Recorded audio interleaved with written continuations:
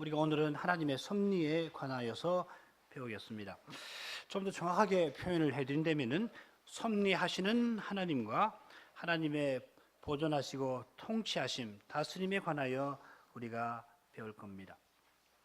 이렇게 굳이 고쳐 표현을 해드린 것은 우리가 섭리하시는 하나님과 하나님의 섭리, 창조주신 하나님과 하나님의 창조, 작정하시는 하나님과 하나님의 작정을 우리가 분리해서 생각하기가 쉬운 까닭입니다. 우리가 하나님의 은혜를 은혜로우신 하나님 그분과 분리해서 생각하는 경우가 얼마나 많은지 굳이 설명해 드리지 않아도 잘 아시리라 믿습니다. 하나님의 은혜를 은혜로우신 하나님과 분리해서 생각할 때 우리는 은혜 받을 수 없는 사람이 거저로 은혜 받은 이 사실을 망각하게 되고, 그러면 은혜 주시는 하나님을 영화롭게 하고 감사하기는커녕 자기를 높이고 자랑하게 되는 것입니다.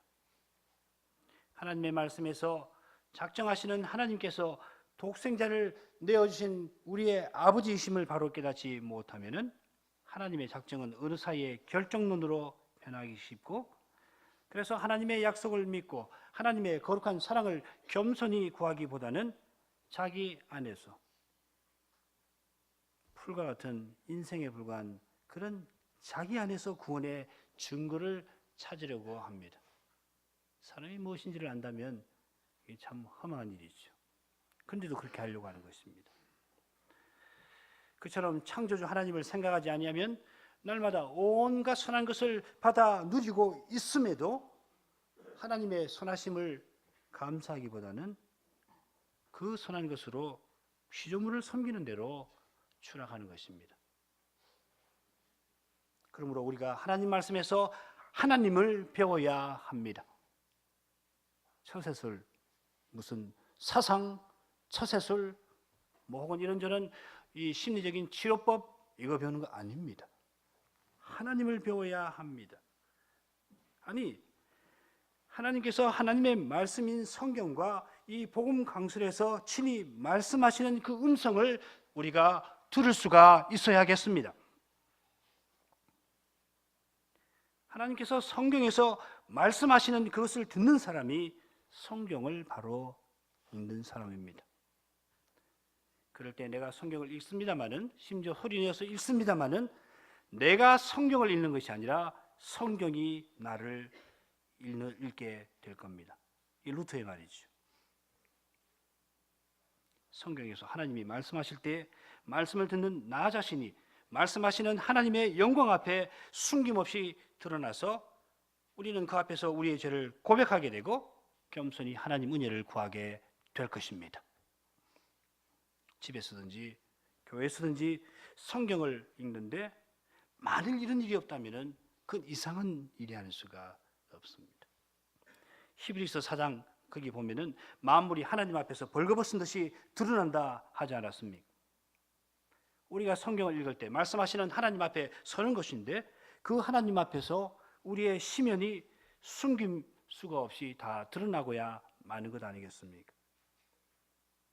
그 심연이 드러날 때 우리는 겸손히 이 하나님 앞에 고개를 숙이지 않을 수 없고 동시에 하나님의 자비를 구하지 않을 수가 없습니다. 마찬가지로 이 강단에서 복음 강설이 순수하게 전파될 때 복음의 그리스도는 친히 우리에게 자기의 영광을 비추십니다. 목사가 성신을 의지해서 그리스도를 전할 때 그 그리스도가 그 강설에 임재하셔서 우리에게 말씀하시는 겁니다. 이것이 그리스도의 영광이 비친다는 이야기고 우리가 그리스도의 영광을 본다 하는 의미입니다. 고린도서 3장 18절이 정확하게 그걸 교훈하는 겁니다. 우리가 다 수건을 벗은 얼굴로 거울로 보는 것 같이 주의 영광을 보매 저와 같은 형상으로 화하여 영광으로 영광에 이르니 곧 주의 영으로 말미암음이니라. 고린도후서 후반부에서 후서 3장 후반부에서 바울 사도가 뭘 이야기하냐면은 구약 본문을 가지고 옛 언약에서 그리스도를 전하는 일에 관해서 교훈하고 있는데 이 구약의 말씀에서 그리스도를 전할 때 그리스도의 영광이 비친다 합니다. 말씀을 듣는 것은 이런 것입니다. 강설을 전한다는 것은 이런 것입니다. 강설에서 그리스도가 전파될 때 그리스도가 전파된다는 것은 그리스도가 나타나신다는 이야기예요. 그리스도가 말씀하시는 거예요. 영광이 비친다는 말은 그 말입니다. 이 별로 어려운 이야기가 아니라는 것은 교회 여러분이 지금까지 겸손히 복음 강설을 하나님 말씀으로 받아오신 그 일에서 이미 입증이 된 까닭입니다. 우리가 다 믿고 있지 않습니까? 만일 여기서 목사의 사견이나 혹은 뭐 고견이라고 하십시다. 혹은 뭐 목사가 깨달은 무슨 사상이라고 하십시다. 그걸 듣고자 하셨다면 여러분에게 믿음이 생기지 않았을 겁니다. 교회 여러분이 믿음을 얻고 여러분의 믿음이 세월이 감에 따라 견고해지신 것은 강설에서 친히 말씀하시는 주님의 음성을 들으신 까닭입니다. 주님의 음성을 듣는다는 것은 주님이 자기를 우리에게 나타내 주신다는 것이고 바로 이것이 그리스도의 영광이 비친다 하는 말입니다. 고린도후서 3장 18절의 말씀이 바로 그것입니다. 그처럼 우리가 성신을 의지해서 복음 강설을 들을 때 주님의 영광을 보는 까닭에 우리가 그리스도를 믿고 그건 동시에 뭐냐면 우리가 그리스도의 형상으로 화하여 가는 겁니다. 그리스도를 배우니까 우리가 그리스도를 닮아가는 거예요. 이게 그리스도를 닮아가는 유일한 길입니다. 그래서 우리에게서 그리스도의 의타심과 사랑이 나타날 수가 있게 되는 겁니다. 물론 지금은 매우 부분적이죠. 거울을 보는 것 같이 주님의 영광을 배웁는다 하였습니다.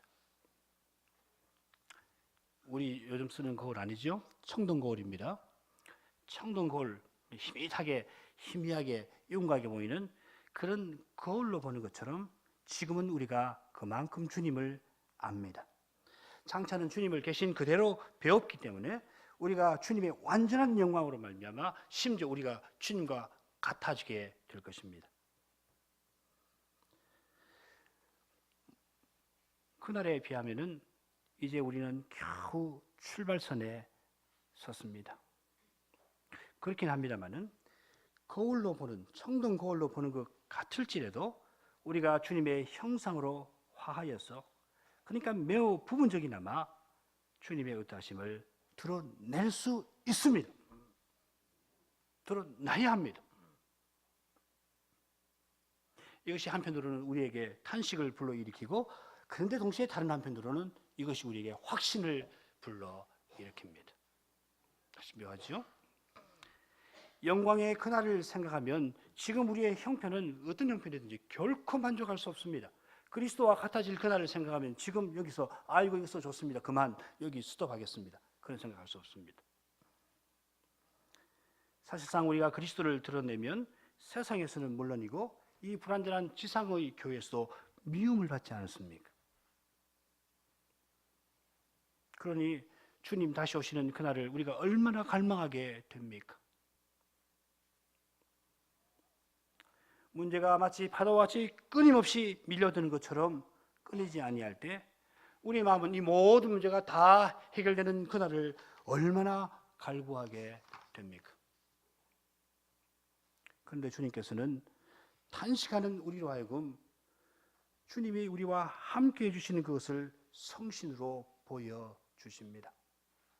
우리가 서유문답 공부하면서 처음 이 시편 73편을 처음부터 살폈는데 그 시인이 악한 자들의 형통함을 보고 낙담하였으나 성전에 이끌려 들어가서 여호와 하나님이 비춰주시는 그 거룩한 빛을 보고 자기가 낙담하였으나 믿음을 잃지 아니한 이유가 바로 다른 것이 아니라 그 여호와 하나님이 자기 오른손을 붙들어 주신 데에 있다는 것을 깨달은 것 같이 주님은 이 강단을 통해서 복음의 교훈을 항상 베풀어 주셔서 우리를 붙들어 주시는 것입니다.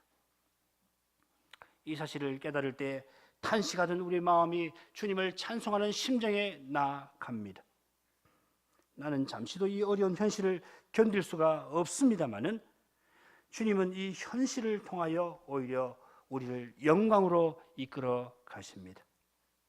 현실의 파도가 거세지면 연약한 인생은 그 집체 같은 파도 앞에 압도당하고 맙니다마는 우리 주님은 그 높고 높은 파도를 타시고서 안식의 항구로 우리를 더욱 이끌어 주시는 것입니다. 예컨대 우리 주 예수 그리스도께서 하나님의 섭리하시는 하나님을 바르게 배울 수 있는 길이 되신다 하는 것입니다. 그리스도께서 독생하신 하나님으로서 세상에 오셔서 아버지를 계시해 주셨습니다. 독생하신 하나님 예수 그리스도, 독생하신 하나님이 사람 되신 그 그리스도를 계시해 주시는 아버지께서 성신과 더불어 섭리하시는 하나님이 되십니다. 독생하신 하나님께서 아버지를 계시하실 때 은혜와 진리가 충만히 드러나게 하셨는데, 이는 아버지께서 자기 아들을 십자가에 내어주심을 가리킵니다. 여기서 우리 하나님은 사랑이심을 친히 드러내셨습니다. 사랑이신 하나님이 우리가 공부하는 하나님의 섭리에서 핵심 내용입니다. 사랑이신 하나님이 부활하신 그리스도를 통하여 지금 온 세상을 통치하고 계신다 하는 이것이 하나님의 섭리에서 놓쳐서는 안 될 핵심 내용입니다. 만일 이 핵심 내용을 배우지 못하신다면 섭리는 우연이나 결정론으로 변질되고 말 것입니다. 마찬가지로 섭리는 하나님 백성의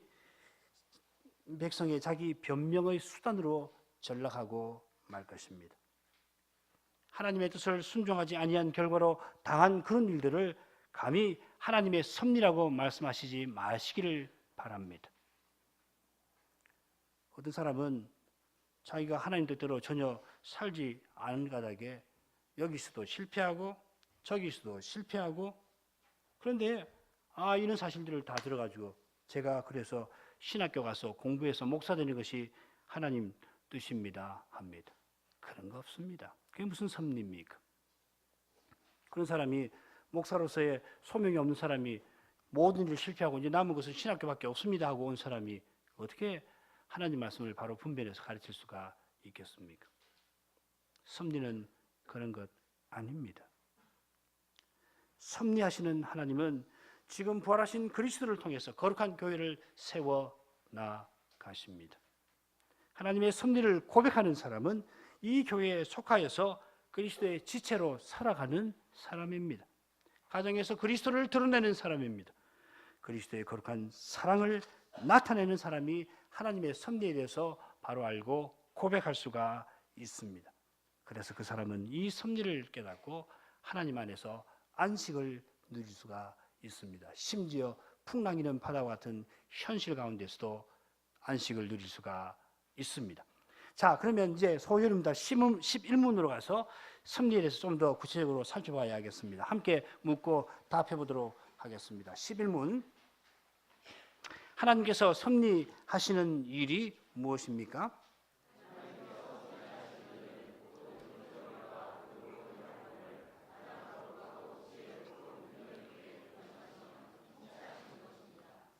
우리가 먼저 11문에서 이 섭리의 의미가 무엇인가를 특별히 성경을 통해서 생각을 먼저 할 것이고, 이어서 섭리의 중요한 내용, 만물을 보존하시고 통치하시는 사실을 배우고, 마지막으로 이 섭리의 목적이 무엇인가를 간단히 생각하도록 하겠습니다.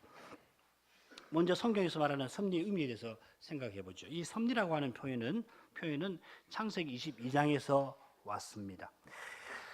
잘 알고 계시겠습니다. 창세기 22장은 아브라함이 여호와 하나님의 명령을 받들어서 자기 아들 이삭을 번제로 드리려고 모리아 산으로 갔던 그 사건을 기록하고 있습니다. 아브라함이 여호와의 명령을 받고서는 생에서 가장 길고 긴 밤을 가장 고통스럽게 보내었을 겁니다. 마침내 하나님의 약속하시는 하나님을 아브라함은 믿고서, 하나님이 이 언약의 말씀을 통해서 약속하시는 하나님을 믿게 하시고서는 아브라함으로 하여금 그 명령을 이행할 힘을 얻게 하셔서 그가 3일 길을 떠납니다. 종들을 데리고 갔는데 모리아 산 자락에 도착하자 사원들은 산 아래에 있게 하고 아브라함은 이삭과 단둘이서 산을 올라갑니다. 그때 아브라함이 사원에게 하는 말이 실로 놀랍지 않습니까? 우리가 올라가서 경배하고 우리가 돌아오리라. 5절의 말씀입니다. 우리가 올라가서 우리가 돌아오겠다 하였습니다.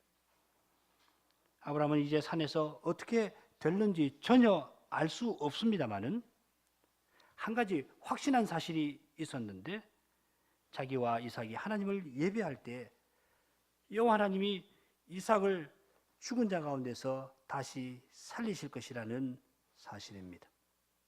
그 다음 이야기는 잘 알고 계실 겁니다. 아브라함이 이삭과 함께 하나님을 예배하려고 이삭을 번제로 드리려고 칼을 드는 그 순간에 여호와의 사자가 나타나셔서, 예수 그리스도시죠. 구약에 나타나신 이 예수 그리스도가 여호와의 사자로 나타나셔서 아브라함더러 그 아이에게 손을 대지 말아라 하고서 칼을 막으셨습니다. 그때 아브라함이 눈을 들어보니까 수양 하나가 뒤에 있고 나무에 걸려 있어서 그 수양을 대신해서 번제로 드렸습니다. 이 사건으로 아브라함은 그 땅 이름을 여호와 이레라고 불렀습니다. 이레라고 하는 말은 본다 하는 말의 미래입니다. 보실 것이다. 그래서 여호와 이레라는 말은 여호와의 산에서 준비되리라 하는 뜻입니다. 모세가 그처럼 해석을 해 놓았습니다. 여호와께서 준비하신다. 영어로 하면 provide지요. 이 말에서 섭리라는 말이 나왔습니다. providence라는 말이 나왔습니다. 이 provide라고 하는 말은 이 라틴 말로 하면 pro 미리라는 말이고, video 본다 하는 말에서 미리 본다 하는 뜻을 갖고 있습니다. 하나님께서 미리 보시고, 이게 이레라는 말이죠. 야훼 이레, 미리 보시고 그래서 모든 것을 준비하신다. 우리말 섭리는 만물을 다스리는 원리라고 하는 의미를 지니고 있는데, 기독교 교회에서 하나님이 만물을 다스리시는 원리라고 하는 뜻으로 이 말을 사용한다 해놓았습니다. 이런 사전적인 의미가 소위문답 11문의 내용을 거의 비슷하게 요약하고 있습니다. 자, 그런데 창세기 22장에서 우리가 보게 되는 그 표현에서 주목할 점이 있습니다. 아브라함이 모리아 산을 일러서 여호와 이레라, 그 지역을 일러서 여호와 이레라, 그 땅 이름을 여호와 이레라고 불렀는데, 그 말이 오늘까지 모세의 시대까지 여호와의 산에서 준비되리라 하는 뜻으로 이해가 되었습니다. 그렇게 해석을 했습니다. 여러분, 모세 시대의 하나님의 산은 어디입니까? 호렙이지요. 신의 산입니다. 출애굽기 3장 1절, 하나님의 산 호렙에 모세가 이름해 하였습니다. 과연 거기서 여호와 하나님이 임재하시고 이스라엘과 언약을 맺어 주셨고, 그 산에서 하나님이 임재하시는 곳 성막을 짓게 하십니다. 그런데 모세는 모리아산을 여호와의 산이라 부릅니다. 신의 산에서 여호와 하나님이 언약을 맺어 주셔서 신의 산이 여호와의 산인데, 모세는 모리아산이 여호와의 산이라 합니다. 우리가 이 해답을 이미 알고 있습니다. 신의 산에서 성막을 만들게 하신 여호와는 성막 위에 좌정하시고 자기 백성을 광야길로 인도하여서 가나안에 들어가십니다. 그런 다음 솔로몬 시대에 바로 이 모리아산에다가 성전을 세우셔서 거기 지성소에 임재하십니다. 역대하 3장 1절, 솔로몬이 예루살렘 모리아산에 여호와의 전 건축하기를 시작하니 그곳은 전에 여호와께서 그 아비 다윗에게 나타나신 곳이요 여부스 사람 오르난의 타작마당에 다윗이 정한 곳이라. 예컨대 솔로몬이 모리아산에 성전을 건축한 일에서 여호와 하나님의 다스리시는 그 목적이 이루어진 것입니다. 그래서 성전이 있는 이 시온산을 가리켜서 저 북방이라 불렀습니다. 세상의 중심이라 하는 말입니다. 시편 48편 2절입니다. 하나님께서 이 모리아산 성전에 좌정하셔서 온 세상을 다스리셨습니다. 여호와의 산에서 준비되리라 하는 말씀이 이와 같은 방식으로 이루어졌습니다. 그러나 그것이 완전한 성취는 아닙니다. 그 모리아 성전에서 말씀이 육신이 되신 그 예수님이 이 성전을 헐어버리라, 내가 3일 만에 일으키리라 말씀하시면서, 너희가 이 성전을 헐라, 내가 3일 만에 일으키리라 말씀하시면서 영원한 성전을 하늘에 시온에, 하나님의 산 시온, 하늘에 있는 하나님의 산에 세우실 뜻을 밝히시지 않으셨습니까? 예루살렘 성문 밖에서 십자가에 달리신 주님께서 이제 하늘의 시온, 영원한 하나님의 산에 영원한 성전을 건설하셨습니다. 그 성전이 바로 우리가 아니고 무엇입니까? 히브리서 12장에 기록되어 있는 대로 우리가 이 예배에서 하늘의 시온에 나아갑니다. 거기 영원한 성전이 세워지고 있습니다. 12장 22절, 그러나 너희가 이룬 것은 시온산과 살아계신 하나님의 도성인 하늘의 예루살렘과. 이 영원한 성전에서 부활하신 주님이 아버지 우편에 좌정하셔서 하늘과 땅의 모든 권세를 지니고서 지금 만물을 통치하고 계십니다. 하나님의 섭리를 다 이루어 나가고 계십니다. 우리의 머리로서 통치하시는 그 일을 통해서 하나님의 섭리를 이루어 가시는 것입니다. 여호와의 산에서 준비되리라 하던 그 말씀이 그리스도의 몸인 교회를 중심으로 실현되어 가고 있고, 마치 신부가 신랑을 맞이하듯이 그리스도의 교회가 하늘에서 내려오는 그때에 여호와의 산에서 준비되리라 하는 말씀은 다 성취될 것입니다. 그때 하나님의 섭리는 완성될 것입니다. 소위 이르면 하나님의 섭리를 모든 피조물과 그 모든 활동에 대한 하나님의 보존과 통치, 다스리심, 이 둘로 표현하는데, 먼저 이 구약에서 한 가지 좋은 예를 증거구절로 제시하고 있어서 우리가 그 증거구절을 통해서 이 내용을 공부해 보도록 하겠습니다. 창세기 50장 20절을 읽어보도록 하겠습니다.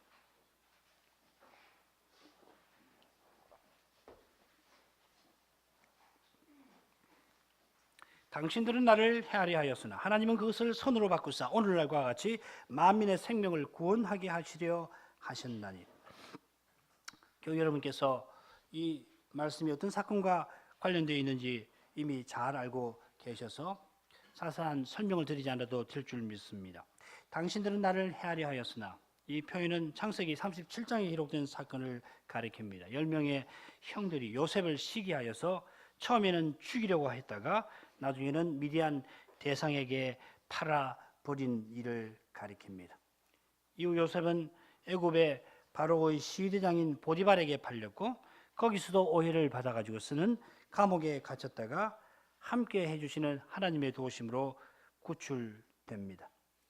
거기까지 과정도 실로 놀랍습니다만은 감옥에서 구출되는 과정도 얼마나 놀랍습니까? 보디발의 아내의 그 욕정 때문에 요셉이 감옥에 갇혔는데, 거기 바로의 술 맡은 관원과 떡 맡은 관원이 있었습니다. 하루는 각 사람이 각각 꿈을 꾸었고, 요셉이 해몽한 그대로 술 맡은 관원은 복권이 된 반면에 떡 맡은 관원은 과연 3일 만에 꿈을 꾸고 3일 만에 죽임을 당하였습니다. 술 맡은 관원은 요셉의 해몽대로 풀려났지만 자기를 기억해달라는 요셉을 까마득히 잊고 지냅니다. 그러다가 2년이 흘렀습니다. 바로가 하루는 이상한 꿈을 거듭 꾸게 되는데, 그때 술 맡은 관원이 이 요셉의 일을 기억하고 그를 바로에게 소개하였습니다. 잘 아시는 대로 요셉은 바로의 꿈이 하나님이 그 하실 일을 바로에게 보이심이니이다. 하나님 이런 분이십니다. 때로는 꿈을 꾸게 해서 하실 일을 미리 보이시기도 하시는 그런 분이십니다. 그러고서 7년 풍년과 7년 흉년이 있을 것을 알려줄 뿐만 아니라 이 거대한 일을 어떻게 대비하고 대처해야 되는지 지혜로운 충고를 바로에게 알려줍니다. 그랬더니 바로가 이 요셉을 만인지상 1인지하 곧 총리로 임명합니다. 총리가 된 요셉이 지혜롭게 7년 흉년을 잘 대처해 나가던 중에 그의 형들이 양식을 구하려고 이 애굽에 내려와서 요셉 앞에 엎드립니다. 형들은 요셉을 알아볼 턱이 없지요. 요셉은 우선 형들에게 양식을 주어 돌려보내는 한편 형들의 잘못을 깨닫도록 합니다. 요셉이 자기들이 누군지를 구하는 형들들어 너희는 정탐꾼이구나, 스파이구나 하고서 그들을 3일 동안 옥에 가두고는 너희 형제 중 한 사람만 옥에 갇히고 나머지는 곡식을 가지고 집으로 가서 너희 말지 아우를 데려오느라. 그러면 내가 믿어주겠다 하였습니다. 그랬더니 형들이 서로 말하기를 우리가 아우의 일로 요셉의 일로 인하여 범죄하였도다 하면서 요셉을 판 일로 지금 자기네가 어려움을 겪게 된 것을 고백합니다. 요셉은 자기를 파는 일에서 가장 책임이 있었던 시몬을 옥에 가두어버리고 아홉 형제들은 돌려보냅니다. 형제들이 돌아가는 길에 객점에서 여관에서 보니까 총리에게 주었던 돈이 곡식자루에 그대로 들어있는 것이 그것을 보고는 두려워하면서 집으로 돌아갑니다. 기근은 예언대로 계속 이어지고 가져온 곡식은 다 떨어졌을 때 아버지 야곱이 너희가 다시 곡식을 구하러 가라 하니까 유다가 나서서 자기가 책임을 지고 말지아우 베냐민을 데려가게 됩니다. 전에 시기심으로 동생을 죽이려고 했던 그 유다가, 그리고 그 사건 다음에 다말 이야기가 있다는 거 잘 아시죠? 37장에 그 있고 38장으로 가면은 유다가 어떤 일을 하냐면은 며느리 다말과 더불어서 아들을 낳는 장면이 나옵니다. 말하자면은 이게 정말 하나님 백성인가? 유다가 정말 하나님 백성인가? 싶을 정도로 말하자면 진흙탕으로 추락하던 그런 인물인데, 이 사건을 통해서 유다가 놀랍게도 자기가 생명을 기꺼이 내놓으려고 하면서 자기 동생 베냐민을 데려가는 일을 하였던 것입니다. 유다가 자기 식구의 생명을 위해서 기꺼이 자기를 희생하는 그런 사람이 되었습니다. 이런 일을 두고서 요셉은 하나님, 당신들은 나를 헤아려 하였으나 하나님은 그것을 선으로 바꾸사 하고 표현을 하였던 것입니다. 요셉의 형들이 요셉을 헤아려고 애굽에 보내었습니다마는 하나님께서는 애굽에 팔려간 그 요셉을 통하여, 요셉도 모릅니다. 자기가 왜 왔는지 모릅니다. 여러분, 이 창세기 41장 51절 보면은 요셉이 총리가 돼가지고 첫 아들을 낳아서 이름을 므낫세라고 할 때 뭐라고 므낫세를 이름을 지었습니까? 내가 우리 아버지 집을 다 잊었다. 지금까지 고생 30이 되도록까지 고생해서 10여 년을 고생했는데 이제 아들을 놓고 보니까 이제 내가 아버지 집의 일을 잊었다 하였습니다. 그러니까 뭐 자기가 어떻게 왔는지 알 턱이 없죠. 그런데 하나님께서 이 요셉을 통해서 언약 백성들을 기근에서 건져주실 뿐만 아니라 그보다 더 중요하게는 주의 권세 아래에 있던 그 야곱의 형제 아들들을 위의 나라에 사는 사람들답게 변화되도록 하신 것입니다. 지금 창세기 50장에서 요셉의 형들이 아버지 야곱이 죽은 다음에 동생의 보복이 두려워서 요셉을 찾아와 보복하지 말고 용서하라는 아버지의 부탁을 전하는 그 장면이 기록되어 있는데, 요셉은 그들에게 하나님께서 오늘날 같이 만민의 생명을 구원하게 하시려 하셨습니다. 나를 보낸 것은 당신들 아니고 하나님이 보내셨습니다 하고서 형들을 오히려 위로하였습니다. 하나님께서 어떠한 목적으로 이 모든 일을 다 행하셨는지 요셉도 깨닫고 그 깨달은 내용을 이렇게 밝히는 것입니다. 이렇게 하나님의 섭리에는 분명한 목적이 거기에 있습니다. 그 섭리의 목적이 뭡니까? 하나님 언약을 친히 이루시는 겁니다. 하나님이 아브라함과 그 후손과 더불어 언약을 맺어 그들을 하나님 백성 되게 하겠다 하셨는데, 하나님 백성답지 아니하던 야곱의 아들들이 이 요셉의 사건으로 말미암아 과연 언약 백성답게 되었습니다. 기근에서 그들의 생명 건지는 것도 물론 중요합니다마는 그보다 더 중요한 목적이 있었는데 그들의 믿음을 새롭게 하는 것이었습니다. 이런 목적을 위하여 하나님께서는 모든 피조물과 그 모든 활동을 과연 보존하고 다스리셨습니다. 요셉이 보디발에게 팔려가던 그날에도 하나님께서는 참새 2마리가 한 아사리온에 팔리는 일에 관여하고 계셨던 겁니다. 마태복음 10장 29절부터 31절입니다. 참새 2마리가 한 아사리온에 팔리는 것이 아니냐. 그러나 너희 아버지께서 허락하지 아니하시면 그 하나라도 땅에 떨어지지 아니하니라. 너희에게는 머리털까지 다 세신 바 되었나니 두려워 말라. 너희는 많은 참새보다 귀하니라.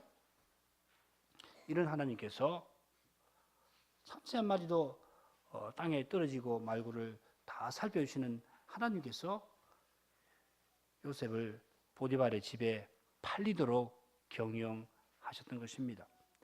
보디발의 아내가 집요하게 요셉을 유혹하려 할 때 요셉이 내가 어찌 이 큰 악을 행하여 하나님께 득죄하리이까 하면서 그 유혹을 물리치자 악한 마음으로 그를 죽이려고 하였습니다만 하나님은 요셉의 생명을 건져 주셨습니다. 사람의 악한 계획은 다 실패해버리고 오직 여호와의 뜻이 이루어졌습니다. 잠언 19장 21절입니다. 사람의 마음에는 많은 계획이 있어도 오직 여호와의 뜻이 완전히 서리라.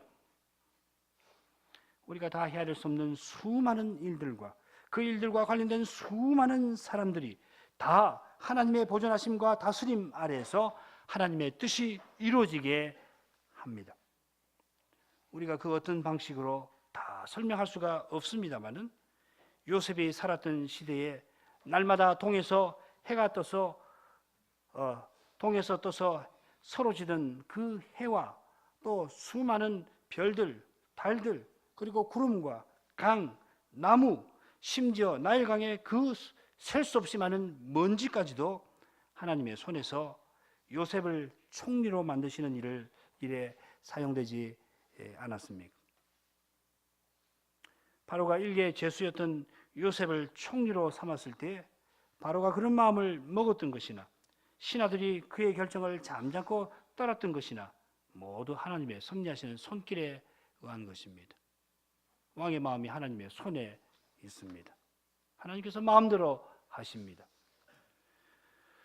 신자라면 이런 신비한 경험을 이미 맛보았을 겁니다. 그럴 때 우리는 마치 하나님께서 나 하나를 위해서 온 세상을 움직이시는 것 같은 느낌을 갖습니다. 너무도 신비하여서 마치 나 하나를 위해서 온 세상이 움직이게 하시는구나. 하나님의 뜻을 이루고 나가려 할 때 때때로 통상적으로 일어날 수 없는 그러한 일이 오직 나 하나를 위해서 일어나는 것처럼 그렇게 느낄 때가 있지 않습니까? 하나님께서 나 하나만 위해서 그렇게 하셨겠습니까만은 그것을 경험하는 나로서는 그런 느낌을 갖게 될 만큼 하나님은 신비하게 경영해 나가시는 겁니다. 우리가 그런 이야기 하려면 날이 새게 설 것입니다. 그러나 그런 신비한 경험만 아니라 우리의 일상이 그런 신비한 경영에 의해서 유지된다는 것을 잊어서는 안 되겠습니다. 믿지 아니하는 사람이나 믿음이 매우 약한 사람은 권태감을 느끼는 일상이겠습니다만은 그러나 그 일상의 그 리듬은 저절로 생기는 것이 아니라 하나님이 거룩한 뜻을 이루기 위하여서 만물을 친히 보존하고 다스리시는 결과로 생기는 것입니다. 그런 까닭에 하나님의 거룩한 사랑을 깨닫는 사람은 아침에 해가 떠오르는 그 장엄한 광경에서 하나님의 영원하신 신실함을 바라봅니다. 예가 3장 22절 23절입니다. 예가 3장 22절 23절 제가 천천히 읽겠습니다. 여호와의 자비와 긍휼이 무궁하심으로 우리가 진멸되지 아니함이니이다.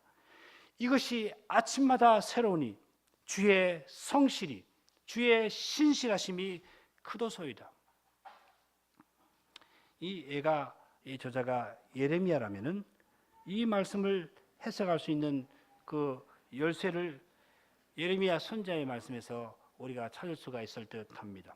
예레미야 33장 20절 21절입니다. 20장을 21절. 나 여호와가 이같이 말하노라.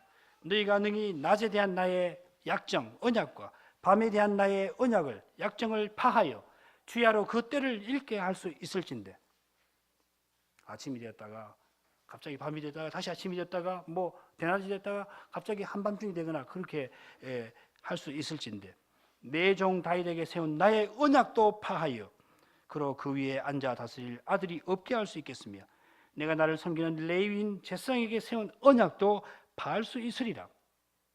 무슨 말씀입니까?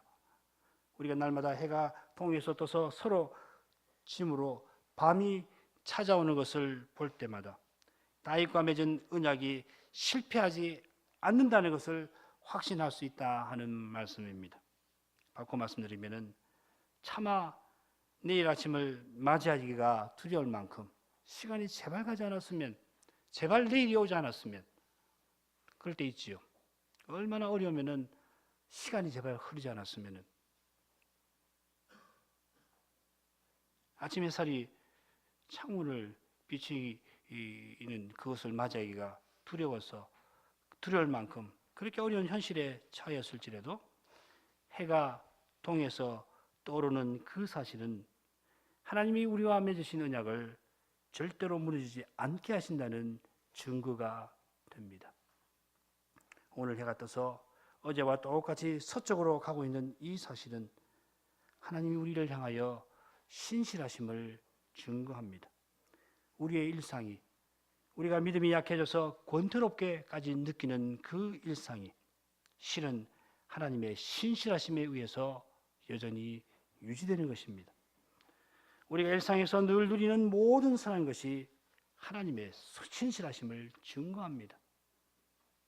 어제와 마찬가지로 오늘도 소박한 식탁이지만은 삼시세끼 그러지 않고 먹는 거, 그 하나님의 신실하심입니다. 우리가 다 알지 않습니까? 갑자기 병들었거나 다급한 일이 생기면 뭐 어쩔 수 없이 걸러야 합니다. 밥 먹을 틈 없습니다. 밥 먹을 새도 없고 마음의 여유도 못 갖습니다. 우리가 이것을 보아야 합니다. 성경의 안경을 끼고서, 즉 그리스도를 믿는 믿음으로 날마다 이 놀라운 사실을 보고 감사하며 영광을 하나님께 돌려야 마땅합니다. 이 신실하신 하나님, 우리 아까 애가 쓰는 것처럼 이것이 아침마다 새로운 일.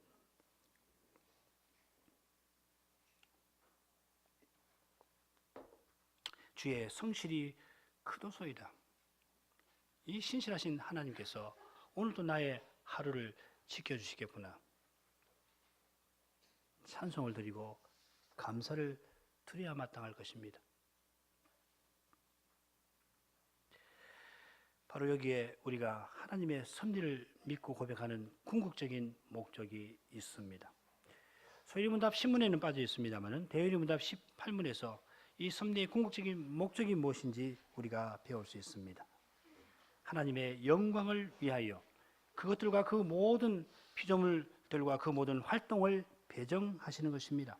하나님이 모든 피조물과 그 모든 활동을 다스리시되 우리의 구원을 위하여 그렇게 하시는 거기서 무엇보다 그 영광을 환히 드러내십니다. 로마서 8장 28절입니다. 우리가 알거니와 하나님을 사랑하는 자 곧 그 뜻대로 부르심을 입은 자들에게는 모든 것이 합력하여 선을 이루느니라.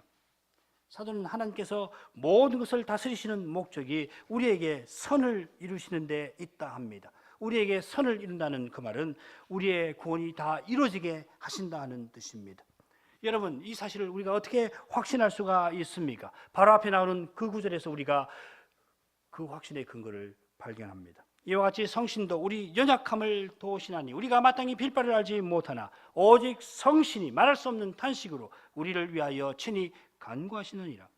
마음을 감찰하시는 이가 성신의 생각을 아시나니 이는 성신이 하나님의 뜻대로 성도를 위하여 간구하심이니라. 26절에 나오는 것처럼 우리의 이 연약함이라고 하는 표현은 모든 것이 합력하여 선을 이루는 일이 결코 우리의 일이 아니라는 것을 잘 보여줍니다. 정반대입니다. 우리는 고난당하지 않을 수 없을 뿐만 아니라 고난 앞에서 우리는 그저 탄식할 뿐입니다. 게다가 우리는 마땅히 빌 바가 있어도 그것이 무엇인지를 알지 못할 만큼 연약합니다. 우리가 기도할 수 있게 되었어도 무엇을 기도해야 할지 모릅니다. 만일 우리가 기도해야만 하나님이 필요한 것을 우리에게 주신다면 그러면 어떻게 되겠습니까? 그런데 성신님이 이런 연약한 우리를 위하여 영원한 구원까지 이르러야 하지만은 마땅히 필바를 알지 못하는 이런 우리를 위해서 성신이 간구해 주십니다. 게다가 하나님은 우리 안에서 우리를 위하여 간구하시는 성신의 기도를 들으십니다. 우리의 마음을 감찰하시는데 우리에게 있는 것을만 보신다면 어떻게 되겠습니까? 소망 없는 겁니다. 마음을 감찰하시는, 우리 마음을 다 아시는 하나님께서 연약한 우리를 보시는 것이 아니라 우리 안에서 우리를 위해서 기도하시는 성신의 생각을 감찰하신다 하는 말씀입니다. 마찬가지로 하늘에서 우리의 중보자 예수 그리스도께서 이 연약한 우리를 위해서 날마다 아버지 앞에서 간구하여 주십니다. 삼위 하나님께서 우리를 위해서 친히 역사하시는 사실이 있어서, 그래서 심지어 우리의 잘못한 일조차도 마침내 우리에게 유익이 되도록 하십니다. 우리가 하나님 말씀에서 삼위 하나님에 관하여 배울수록 구원을 확신할 수가 있게 될 것입니다. 사도가 우리가 알거니와 하고서 고백하는 것은 그가 하나님 말씀을 깨달은 사실에 있겠습니다. 마찬가지로 하나님을 사랑하는 사람은 하나님의 사랑을 먼저 맛본 사람이어서 아무것도 아닌 자기를 사랑하시는 그 사랑을 인하여 하나님이 이 놀라운 일을 행하신다는 것을 확신하게 됩니다. 하나님을 사랑하는 자들에게는 이라고 하는 표현에 이런 내용이 담겨 있습니다.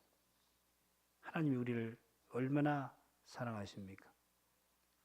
아까 읽은 28장 29절에도 나옵니다만은 좀 건너뛰어서 32절, 자기 아들을 아끼지 아니하시고 우리 모든 사람을 위하여 내어주시니가 어찌 그 아들과 함께 모든 것을 우리에게 은사로 선물로 은혜로 주시지 않겠느냐. 이렇게 우리를 사랑하신다면 과연 우리를 위해서 모든 일을 행하실 것입니다.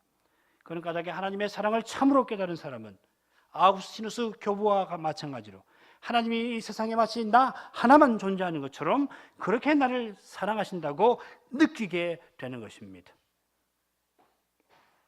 그렇게 나를 사랑하시는 것을 맛보는 사람은 하나님이 이 보잘것없는 나를 위해서 오늘도 만사를 운행하신다는 것을 확신하게 될 것입니다.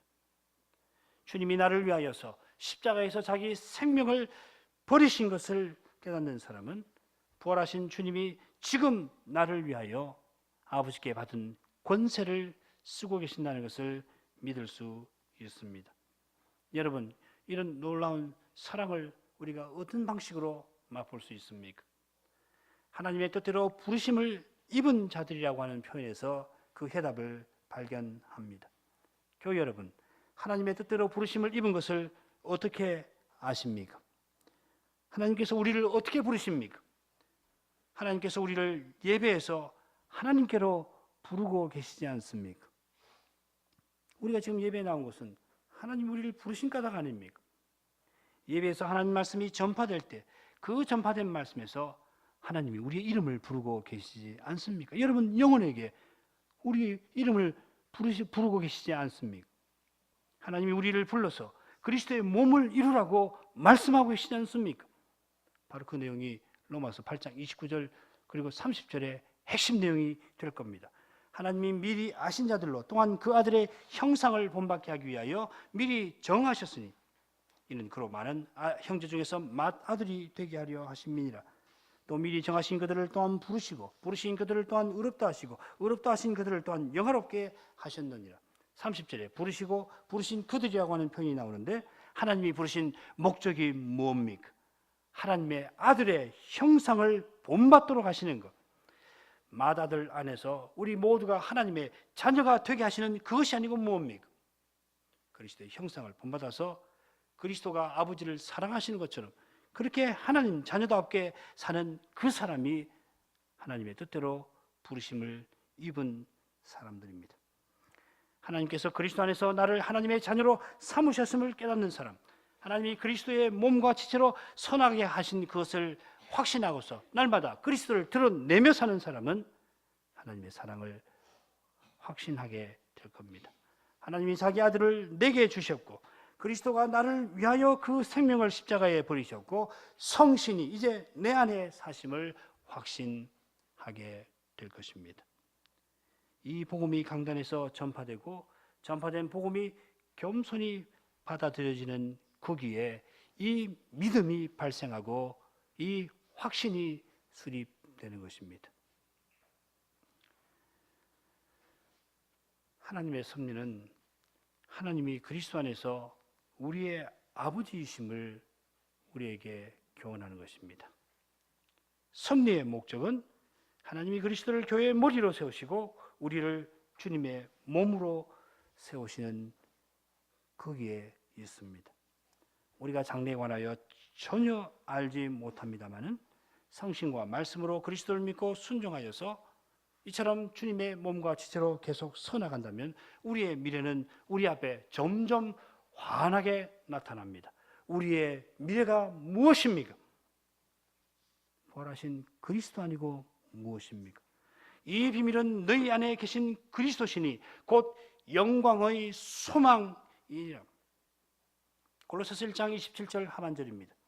우리가 당장 내일 어떻게 될지 알 수 없습니다. 나도 모릅니다.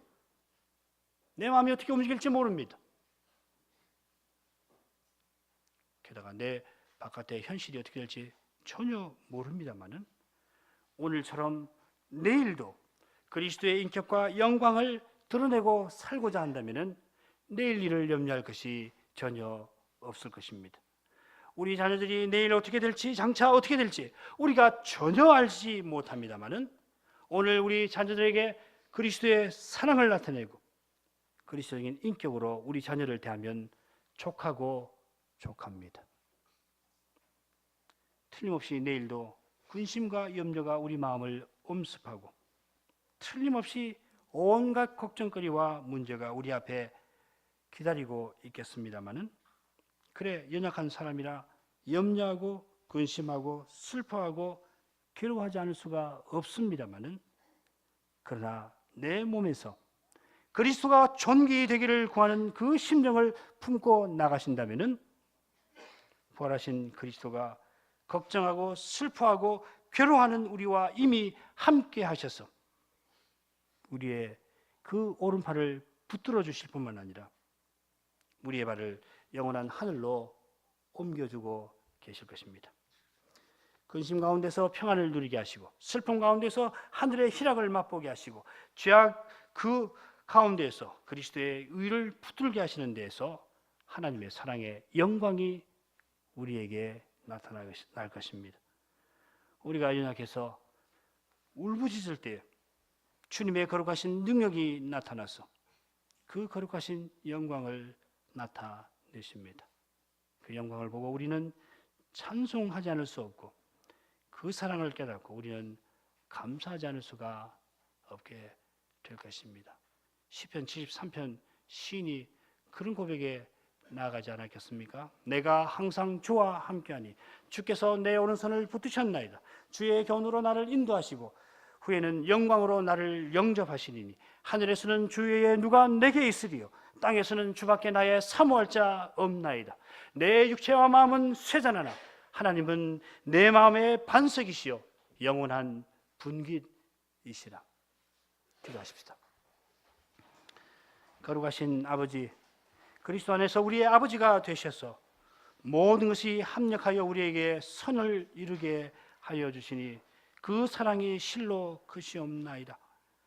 이 사랑이 실로 크고 커서 저희로서는 다 믿을 수 없을 만큼이오나 하나님이 그리스도를 십자가에 내어주신 그 일을 깨달을 때에 그리스도께서 이제 우리의 머리가 되신 일에서 성신님이 우리 안에 영원히 내주하시는 사실에서 그 사랑을 확신하게 하시옵나이다.